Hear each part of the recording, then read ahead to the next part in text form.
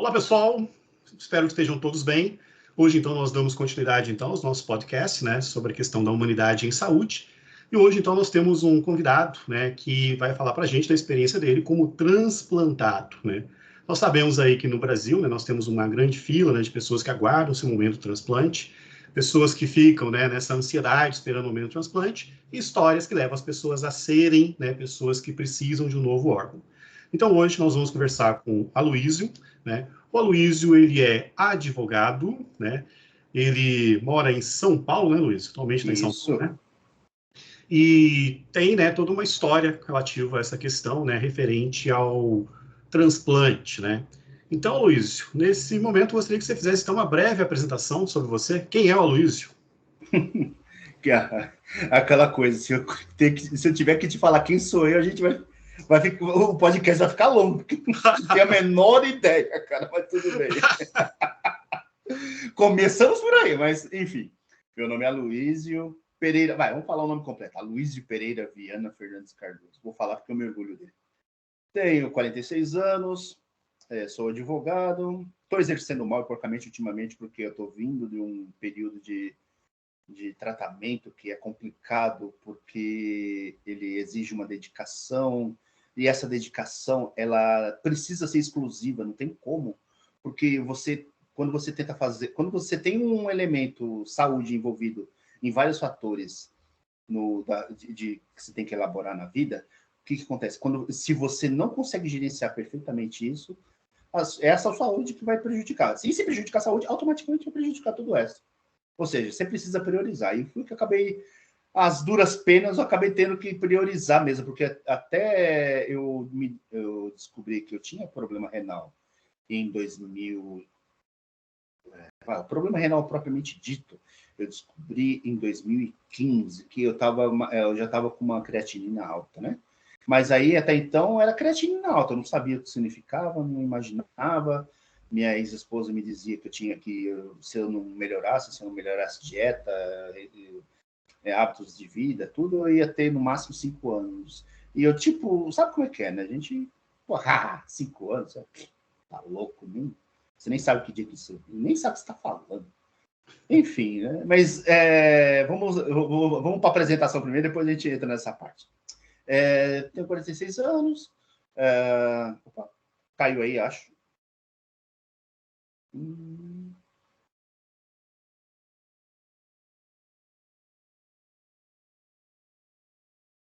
Oi? Tá vendo? Né? É porque você tá mostrando para mim você pegando a minha foto, tudo aí. Não, mas em breve, só fazendo um teste só. Continuar. Tá bom. E aí, o que acontece? Eu 46 anos, advogado, não praticando por causa do problema de saúde, agora que eu estou começando a botar a cabeça para fora. O que mais que eu posso dizer? Então, parte seguinte, então, vamos. Que aí você vai mostrando essas fotos, né? Já dei um spoiler aqui da foto, né? E a gente vai conversando um pouco aí, você vai se apresentando, porque, né, sua apresentação é extensa, né? O Luiz, ele é cheio de histórias. Eu tenho... Precisa ter um feeling melhor, né, para isso. Então, Luiz, né? Essa aqui foi a chamada que a gente fez aí do seu podcast, né? Então, a humanidade de um transplantado, né? Então, quando a gente trata dessa questão aqui, né, a gente quer ir além, né, do biológico, né? E uma coisa você até mencionou, né? Você tinha um dado biológico que talvez não fizesse sentido para você, que era a questão de uma creatinina, né? O que é a creatinina alta, né?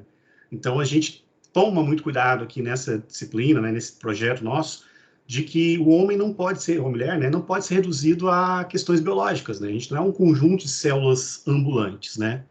E né, a gente trabalha muito com a questão dos problemas, né? Então, você ter uma determinada condição de saúde que não está, né, de acordo e você está com uma condição adversa de saúde agora, te leva a uma situação que você tem problemas, né? E os problemas é onde você não tem resposta para isso, né? E eu penso que você talvez tenha passado por situações, né, de você pensar, e agora, né? Quando, né, você viu que aquelas questões biológicas podiam afetar a sua vida e talvez que os profissionais que estavam ao seu lado, né, simplesmente talvez falassem mais questões biológicas e poucas questões humanas e do direito, né? E tudo isso aí, né, leva às questões das reclamações, reivindicações, mas, né, por detrás de tudo isso, de uma creatinina alta, de uma glicose alta, tem, né, um ser humano. Né? E gostaria que você falasse um pouco dessa foto. Por que essa foto? Por que você escolheu essa foto? Essa foto, primeiro que eu estava meio mal. O que acontece? Eu passei por altos... por exemplo, eu escolhi... quando eu entrei em terapia substitutiva para fazer diálise, né? Aí, o que acontece? Eu tinha as opções de hemodiálise e tinha a diálise peritoneal, né? Aí eu fiquei... Como eu sempre fui desesperado, eu sempre me pautei por não sangue, dor, sempre foi sempre foi um horizonte que eu evitei, sabe? Sempre foi algo que, se existia algo que muito dolorido, injeção, esses negócios, eu fugia. Mas aí o que acontecia? Eu escolhia a peritoneal. O problema é que no decorrer do tratamento, agora, depois que passou tudo, eu falei assim, poxa, se eu soubesse o que eu sei depois, como que poderia ter sido feito a parte de hemodiálise, eu acabei caindo na hemodiálise, a posteriori, de repente eu teria já entrado na hemodiálise, entendeu? Porque o que acontece? Aí eu vou aquela coisa, para de repente explicar tudo isso, eu vou ter que, de repente, ir um pouco mais para trás. Aí foi o seguinte, eu fui diagnosticado como um problema, a minha taxa de filtração, eu acredito que o termo seria clearance, caiu para 18%, entendeu? Ou seja, e sendo que o recomendado para o médico, de 20 para baixo, já começa a diálise ou hemodiálise, né? E o meu estava 18. E aí o médico falou, você vai ter que, já vamos ter que encaminhar você para fazer o exame vascular, tudo, para fazer fístula, tudo. Eu já fiquei desesperado, mas eu falei, aí eu conversei com ele, não tem nenhuma opção a hemodiálise? Tem a peritoneal. Aí, como é que é a peritoneal? Aí me explicou por alto, mais ou menos, eu falei, poxa, não precisa fazer aquilo de tirar sangue, botar... Demorou, essa que eu quero. Eu me baseei única e exclusivamente nisso, não pensei em mais nada. Aí nesse caso, nessa época eu estava passando por um período conturbado na parte pessoal, né? Separação, não sabia se ia continuar, se não ia continuar, enfim, isso foi em 2017. Aí eu vim para São Paulo, né? Eu estava morando em São Bento do Sul, aí perto de Joinville. Aí eu vim para São Paulo e eu peguei uma carta de recomendação do Dr.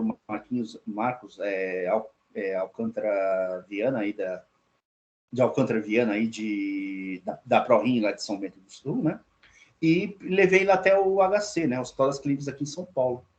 Meio que, tipo, na orelhada, sem nada encaminhado perfeitamente. Foi tão somente, vamos ver como é que funciona, né? Aí eu levei esse encaminhamento imaginando, peguei filas 4 horas da manhã, peguei fila, fui.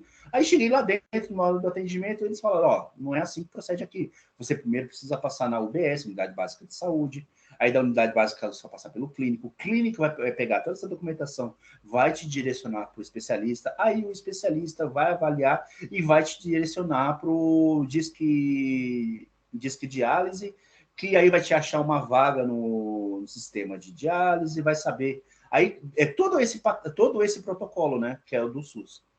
Aí eu falei, putz, que droga, né? Aí eu tô passando no corredor assim no HC e vi um senhor, né? Que tava num dos consultórios assim, e ele me olhou, eu olhei para ele assim, ele me olhou, pois não?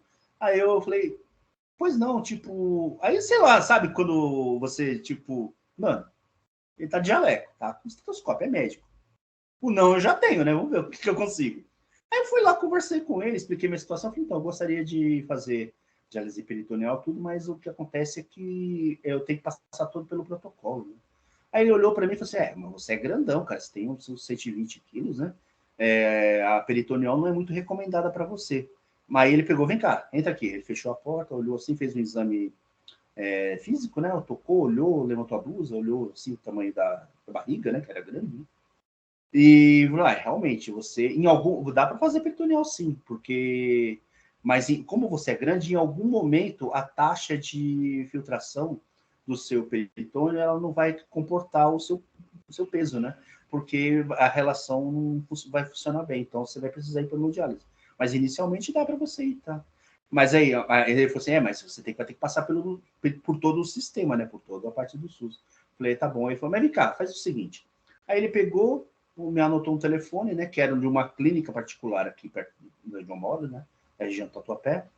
Que o dono da clínica era um dos professores titulares da cadeira de nefrologia da USP, né? E ele próprio era o doutor, acho que se pesquisarem, é o doutor Hugo Abensur, né, cara? Uma das sumidades da parte de nefrologia aí do HC também. Aí eu fui nessa clínica, marquei a consulta particular, tudo, paguei tudo. E ela analisou tudo, olhou assim, o que você quer fazer então? Eu queria fazer a peritoneal. Eu falei, eu sou especialista aqui na área peritoneal, tudo. E pegou e falou assim, vamos fazer o seguinte, vamos ver se a gente, vamos tentar conseguir uma diálise peritoneal, entrar no disco de diálise aqui e ver se encaixa você. Porque você é aquela coisa, isso que eu fui diagnosticado em março, isso que eu fui no médico foi em maio, ou seja, eu já deveria ter ido há muito tempo, já estou perdendo tempo de diálise, né? Eu estou urinando, mas até então não estava fazendo efeito, né? Tanto efeito quanto necessário. A ureia só estava subindo. Aí eu fiz o procedimento, aí eles pegaram, marcaram, perto de junho marcaram, e aí em junho eu fiz o peritoneal. Foi feita a peritoneal, tudo, aí passou-se o tempo, e os meus índices só caíam. Os marcadores, o fósforo só subia, a ureia não conseguia baixar a ureia, aí eu comecei a sentir os efeitos, né? Tive anemia, fiz transfusão, fiz 9 transfusões, toda aquela, tava tomando Noripurum direto na veia para levantar o ferro, tomava alfapoetina todo dia, junto com os remédios, e também aquela coisa, e para ser sincero, também não tomava direito os anti-fós, aquele, como é que é o nome do remédio? O remédio o quelante de fósforo, né? Não tomava adequadamente, às vezes rateava, não tomava todas as refeições, tudo. Seria um cloridato Sevelamer, né? Sevelamer, isso. Aí foi, até que chegou um momento em 2019, a médica olhou para mim e falou, se você não fizer o transplante, se você não fizer ir para hemodiálise, eu vou ter que ir para hemodiálise, senão você vai morrer. É simples isso. Eu andando assim, eu andava 100, 150 metros e depois parava. Eu não conseguia mais andar. Começava a doer o peito aqui. Eu tive até que fazer cintilografia para saber se teve algum reflexo na parte das veias, né, das artérias, tudo, mas graças a Deus não deu nada. Aí eles falaram, ou você, eu vou ter que, não dá mais para você continuar. A outra médica, isso trocou a médica, a outra médica até tentou, a Luiz, você tem que ir para hemodiálise, você tem que ir para hemodiálise, você tem que ir para hemodiálise. Eu falei, não quero. Vou me policiar, vai dar certo, mas não dava. Aí aquela coisa, eu boto um pouco a culpa em mim também, porque não fui tão diligente quanto eu deveria ser. Mas desde o início eu já tinha essa informação de que em algum momento eu ia começar, o meu corpo ia apagar o pato, ia começar a sofrer por causa da terapia. Então, sim, só recapitulando. Em 2017, tu teve, então, um diagnóstico que você estava com um estado avançado de falência do rim. Isso. Deveria, então, fazer um procedimento invasivo, que seria a hemodiálise ou a peritoneal. Isso. Né? E antes disso, o que desencadeou, né, diabetes, o seu problema renal? Diabetes. Você está com 46 anos. Você teve diagnóstico de diabetes com quantos anos? Foi no começo do meu namoro com minha ex-esposa. Isso foi em 2012. 2012. Você tinha 37 anos. Exatamente. Tá, então você recebeu o diagnóstico e subestimou? O que aconteceu? Porque não é uma coisa comum, assim, as pessoas mudarem estilo de vida depois de uma certa idade. Se você é diabético criança, por exemplo, diabetes... É diferente, você já entra no... Né, os pais, a rotina da vida da pessoa, né? Agora, você tem um certo ritmo de vida, né? E chega, né, aos 37, fala, você é diabético, tu acha que você subestimou diabetes? Com certeza, sem sombra de dúvida. Também não te alertaram? Aí a gente, eu não sei se é o certo você chegamos a conversar. a respeito daquelas coisas, da fase de negação, tá? A gente lembra que a gente fez um tipo de um workshop, uma reuniãozinha lá na faculdade, até com a turma de, acho que até em São Farmacêutica, né, se não me engano. Isso. E aí eu lembro que a gente conversou a respeito, eu falei, cara, aquela fase da negação mesmo, só que eu não sei se eu em nenhum momento, para mim, era... Como é que eu consigo ser o máximo honesto com isso? Eu me sinto até envergonhado, porque o que acontece? Eu tenho ciência de tudo que é a diabetes. Eu menosprezei a diabetes, na realidade é isso. Eu não imaginei que ela fosse capaz... Nunca acho que imaginei que ela fosse capaz de fazer o que ela fez, entendeu? Tá. Então, você é um caso que o médico não teria culpa, né? O médico podia usar os melhores artifícios para dizer que você tem que tratar, com certeza. Ou também tem um meio termo aí? Eu não posso culpar os médicos, porque todo o tratamento todo o tratamento tradicional que existiu para diabetes, tipo, a alopatia, ela esbarra nos hábitos alimentares, no estilo de vida do paciente, não tem como. Entendeu? Ainda não existe no mercado uma droga que substitua o pâncreas, sabe? Ainda não existe. Então, de alguma maneira, você tem que se regrar na alimentação, tem que se regrar na horário certo de tomar os remédios. E pronto, não tem por onde correr. Isso é ponto pacífico.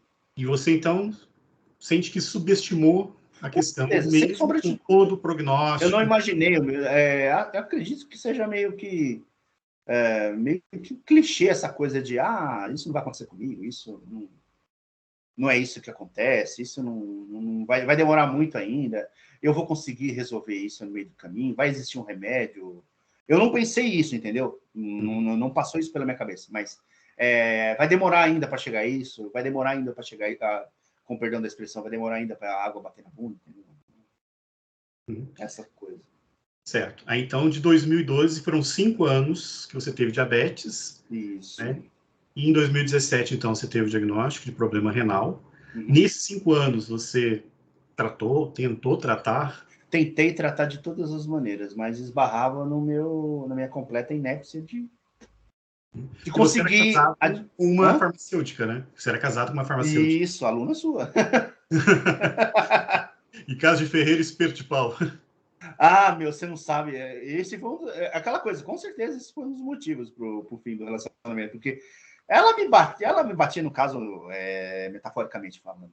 Ela chegava e cobrava, e cansava, né? Imagina uma pessoa que você vive, gosta e tá tentando, e não adianta, não resolve, nada resolve. E você vê que você é da área, você sabe onde o filme vai acabar, você conhece o filme. E aí você fica assim, poxa, o que eu faço? Eu não tenho o que fazer, então. Sabe? Só resta resignação, né? Então...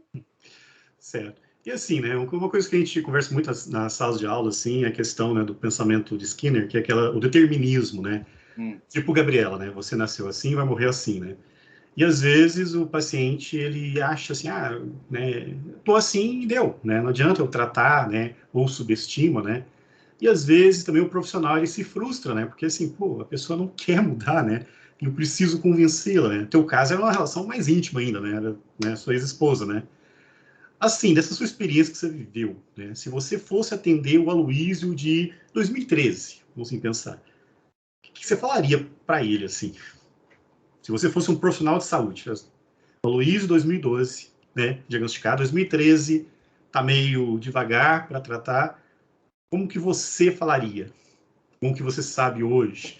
Isso, assim, para inspirar talvez alguém que vai atender um paciente saúde do homem, por que é importante que é velado. Olha, eu vou te dizer que é um reflexo do machismo. Eu vou te dizer que é um reflexo da falta de educação, principalmente. Eu compartilho da opinião de que 90% de todos os problemas que nós encontramos endêmicos brasileiros são fruto da falta de educação. Todos, políticos, saúde, Todos eles, entendeu? E aí, como não damos atenção, a devida atenção para a saúde, para a educação, aí acaba refletindo, porque, poxa, você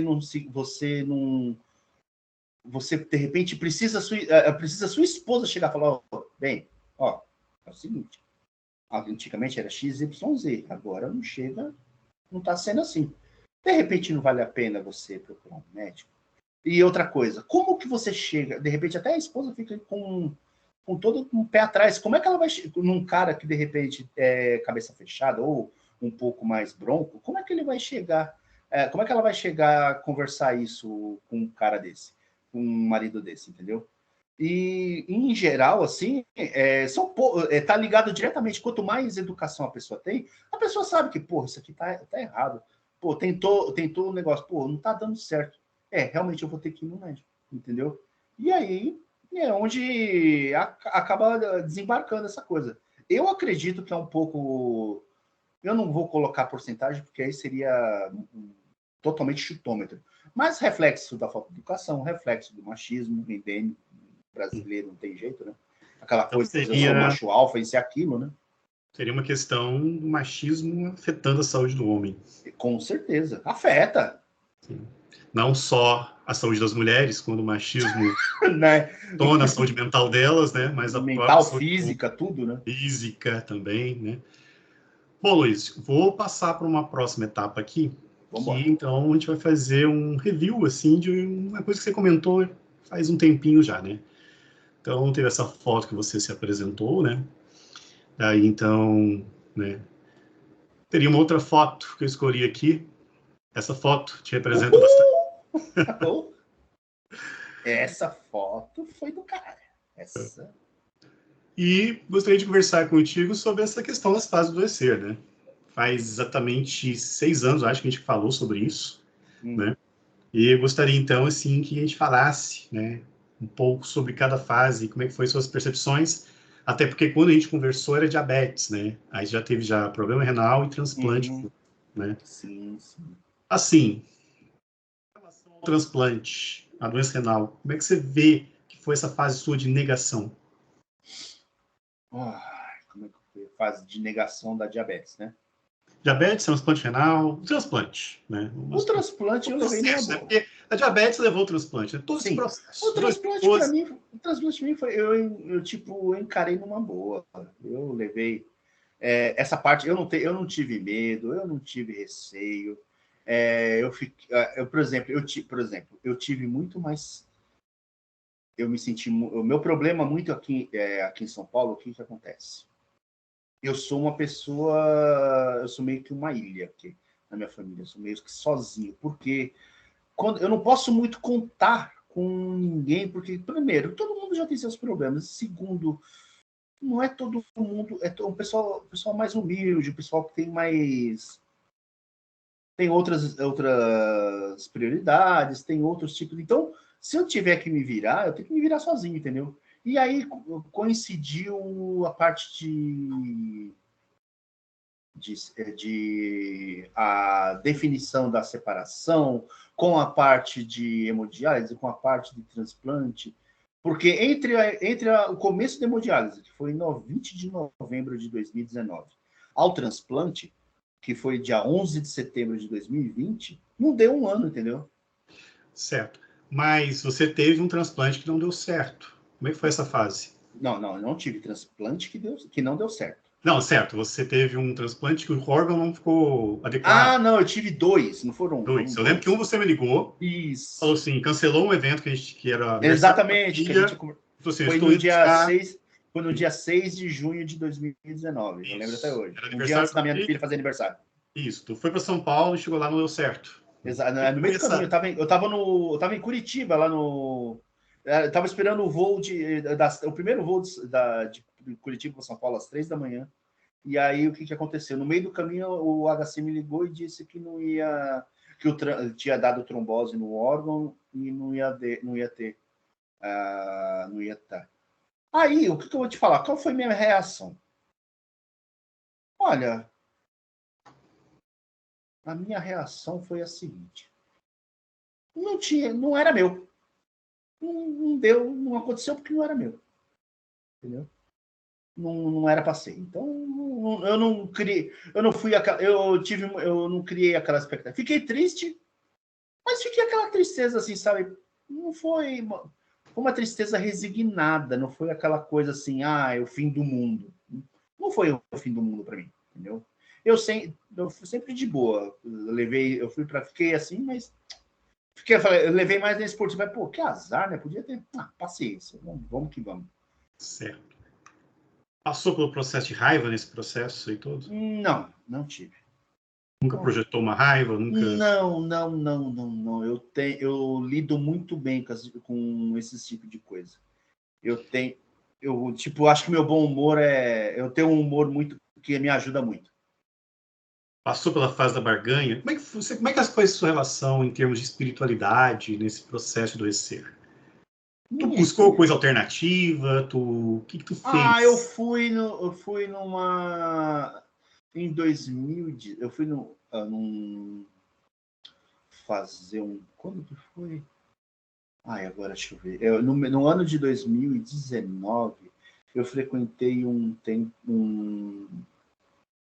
templo kardecista, um templo kardecista, para tomar passe, para ouvir algumas coisas. Minha mãe falou assim: vai que é bom. Eu falei: vou, não tem problema, não tenho problema com essas coisas, né? Vamos lá. Eu fui. Tipo, não fez aquela cara. Fui, me senti bem. Não, aí entra aquela coisa do lado cético, né? O que eu tenho é o problema renal. Tipo, eu acredito piamente que não vai existir um milagre, por mais que eu acredite em Deus, por mais que eu acredite dos orixás, por mais que eu acredite em qualquer entidade que seja, eu tenho certeza que não vai acontecer do meu rim se regenerar, entendeu? Sabe, isso aí é óbvio. Então, mas eu, de repente, falei, poxa, de repente poderia acelerar o processo de conseguir um transplante, sabe? Nessa hora a gente acaba se apegando Mas foi mais uma coisa positiva, então. Foi uma coisa positiva, não me fez mal, então... Você não trocou o tratamento, né? Você não, pelo amor de Deus. Isso aí não é meu perfil. Passou alguma depressão nesse processo? Passei. Mas é só minha, sabe? Só eu. Uhum. Só eu não... pelo menos eu acredito que tenha sido só eu, sabe? Mas tu pediu ajuda? Tu buscou tratamento?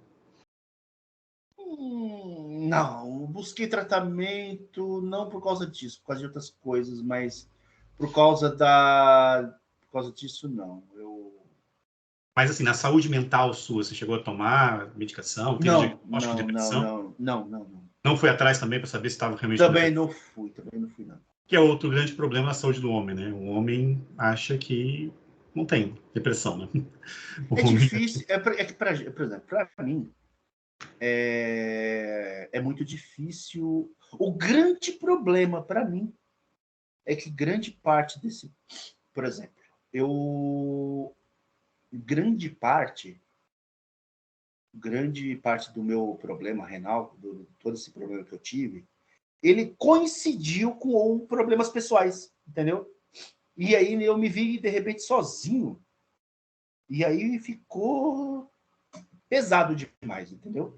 E aí fica estranho. Aí ficou estranho para mim. E você considera uma pessoa que aceita bem a sua condição? Aceita bem a condição de quê? De transplantado? Hoje, de transplantado. De boa. É o que eu te falei. Mas na diabetes não aconteceu isso, né? Por que você atribui assim, a diabetes? Você não... Eu tô lutando com a diabetes ainda, cara. A diabetes ainda... Tipo... Mas hoje você luta. Mas antes você não... Não, antes eu não lutava. Eu literalmente, com perdão de expressão, cagava para... Essa subestimação também, você acha que era um pouco de machismo da sua parte? O homem não pode ser vulnerável? Perda da juventude? Você acha que leva a pessoa assim, não olha, quero tratar disso? Olha, é isso. Porque assim, você começou diabetes com insulinoterapia? Perdão? Você começou diabetes já com insulinoterapia? Sim, o doutor entrou para mim com a Lantus. Eu entrei tomando metformina e Lantus. Aí depois eu parei de me tratar com ele, aí eu fui com a doutora Mônica, lá de São Bento.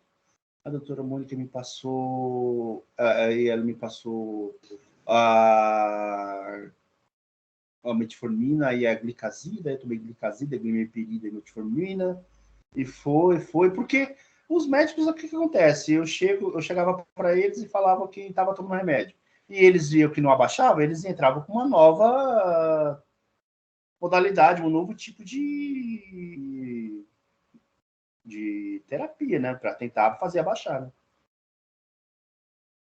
Ok.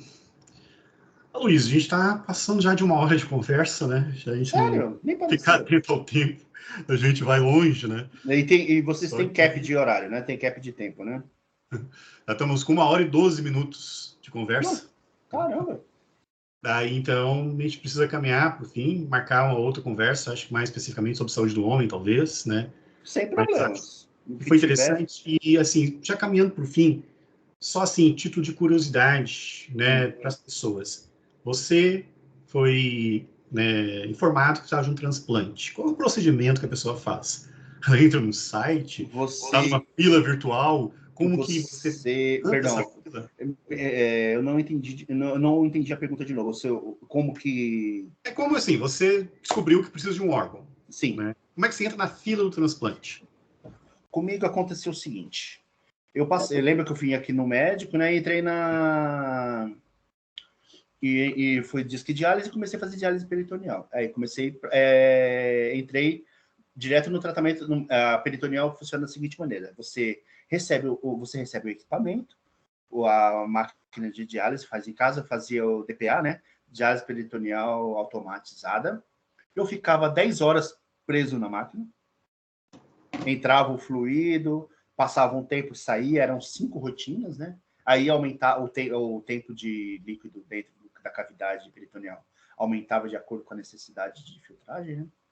E aí, o que acontecia? Uma vez por mês, eu fazia exame de sangue e ia passar por consultas médicas com um nefrologista para saber como é que foi a evolução ou involução de um mês ou outro. E aí, paralelo a isso, a própria clínica, o próprio SUS, mandou a documentação. No caso, a minha clínica tinha um vínculo direto, caso um dos donos era professor titular da USP, né? Então eles mandaram para o Hospital das Clínicas. Aí eu comecei a me tratar lá também, né, com a parte da urologia lá. Aí eles pegaram e falaram, você está aqui, você está apto a fazer o transplante e tudo. Aí você deseja? Eu falei, sim, desejo. Tá bom, então agora você vai fazer. Primeiro eu fiz todos os exames, toda a parte de vascular da parte da cavidade do órgão, né, da região abdominal. Vi como é que estava a situação, se era caso de câncer. Eles eliminam tudo, né, primeiro, para depois saber se é só o problema renal mesmo, só o transplante resolve. Aí viu que era isso, tudo, passou por. Aí explicaram: ó, o que acontece é o seguinte: a partir de agora, você está na fila de transplante. A cada 3 meses, você vai ter que renovar o seu HLA, seu exame de compatibilidade. Você entendeu? E aí você vem aqui, faz o exame a cada 3 meses. Você tem que manter todos os telefones atualizados, tem que manter seu endereço atualizado, porque é através deles que a gente entra em contato com você.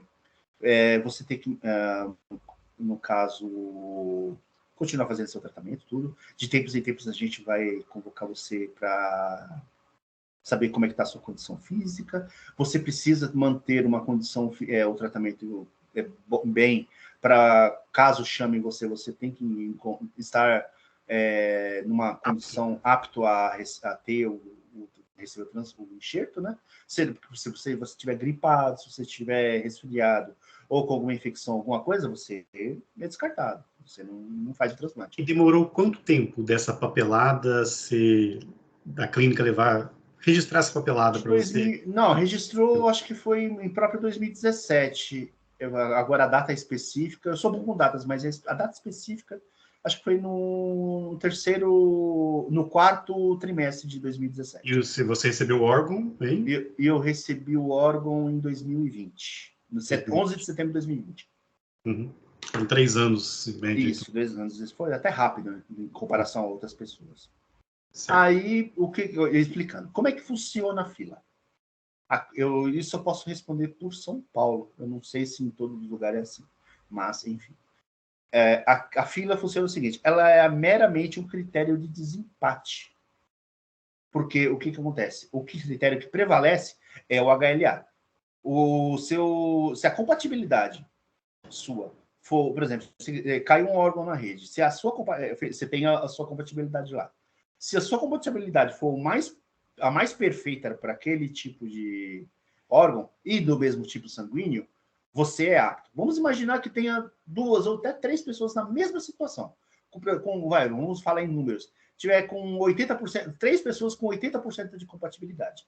Aí o que vai acontecer? A gente vai olhar na fila. Quem é que está na prioridade da fila? Ah, essa pessoa. Então, ele chama a pessoa que está mais próximo da fila. Lá em cima da fila, entendeu? Não tem, tipo, primeiro um, depois o outro, depois o outro. Se você estiver na posição 280, de repente, não significa que você pode ser transplantado muito tempo, até antes da primeira pessoa que está na posição, entendeu? Sim, E conforme. E o que acontece? Na parte renal também tem as prioridades. Porque, por exemplo, quando você faz hemodiálise, ocorre às vezes de você perder acesso do lado esquerdo. Por exemplo, você começa com fístula no braço esquerdo ou no direito. Geralmente, a primeira fístula é sempre no braço ou em oposição ao dominante. Aí você faz a fístula no punho, aí você vai subindo, né? Punho, na região do cotovelo, aí você vai mais para o antebraço.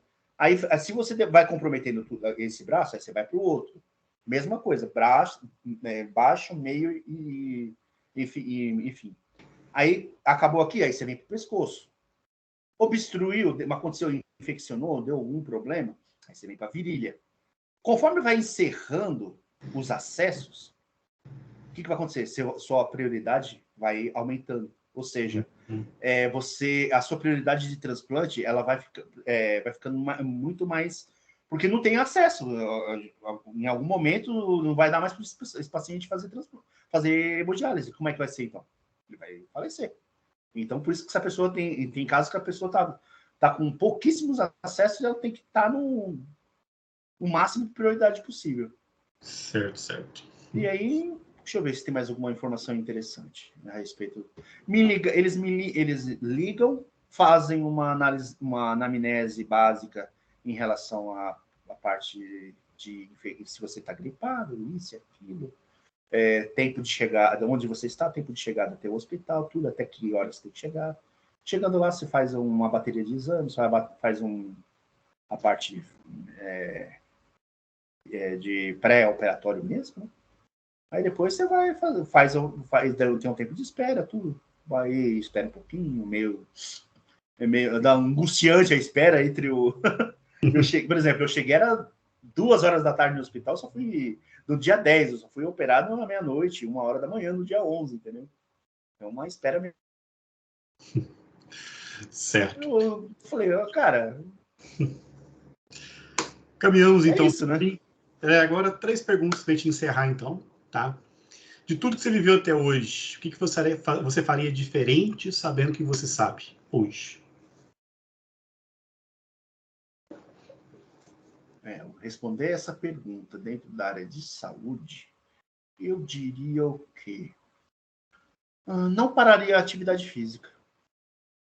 Eu acho que ter me tornado sedentário foi um gatilho muito grande em tudo isso que aconteceu. Certo. Desses 9 anos, né, que você passou, né, do diagnóstico de diabetes, transplante, até chegando no dia de hoje, né, foram momentos conturbados. Mas qual foi o momento feliz, assim, que você destacaria? Em relacionado à minha condição ou algum momento feliz?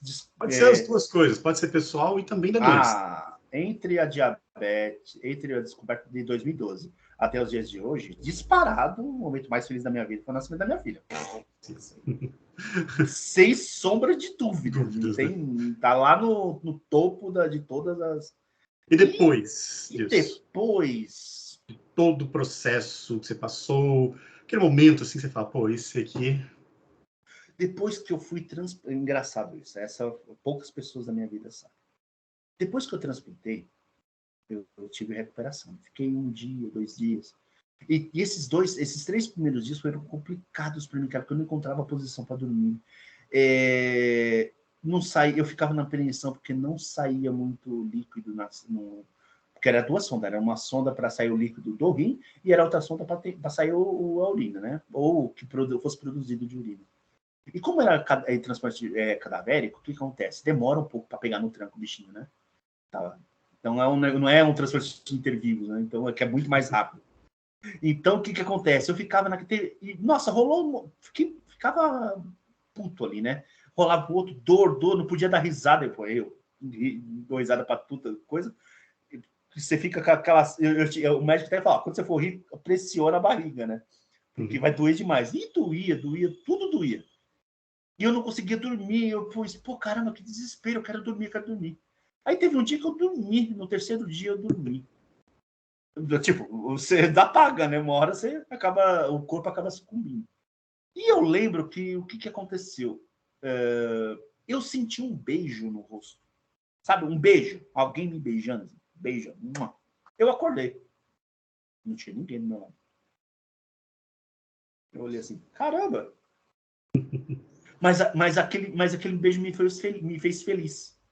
Eu fiquei muito feliz. Aí no mesmo dia, o médico olhou para baixo assim, tinha produzido meio litro de urina. Aí olhou para o outro lado, que era a sonda que estava saindo líquido, estava seca.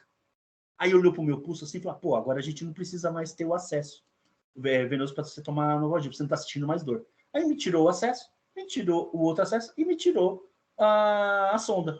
Eu fiquei livre, e comecei a dormir de boa. Aí, nossa, eu falei assim, que legal. E tudo, depois disso, tudo deu certo. Eu não sei, me parecia ser uma bênção, sabe?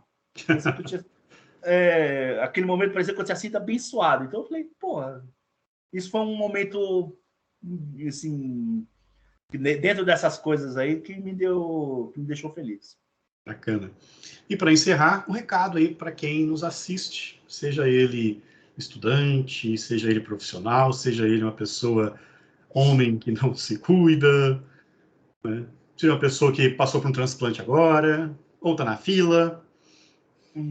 Olha, o recado que eu poderia dizer é o seguinte, para todo mundo, para todos. Melhor do que... antes... pode ser mal entendido, mas antes até de procurar um médico, procure informação. O seu problema é médico? Procure informação com o médico. Se o problema é medicamentoso, procure informação com um farmacêutico. Procure informação na fonte certa. Porque o que acontece? E pergunte. Pague consulta, pergunte o máximo possível. Tire todas as suas dúvidas. Quando uma dúvida, adota no papel, tire sua dúvida. Por quê? Você é o responsável por você, mais ninguém. Você que vai... o médico vai te orientar, o farmacêutico vai te orientar, o profissional de saúde vai te orientar, baseado na experiência dele. Mas quem vai decidir o que vai ter que fazer é você. Então, você está com algum problema? Cara, se você não procurar, ninguém tem bola de cristal para adivinhar que você tem ou não. Então, a sua saúde só depende de você mesmo. Cuide. Isso aí. Valeu, Luísio. Acho que a conversa foi bem bacana. Muita coisa, né? Conhecer esse lado do paciente, né? Essas vivências aí, foi bem interessante. Então, agradeço, então, certo? Aquele abraço e, quem sabe, em outra oportunidade a gente conversa mais aí.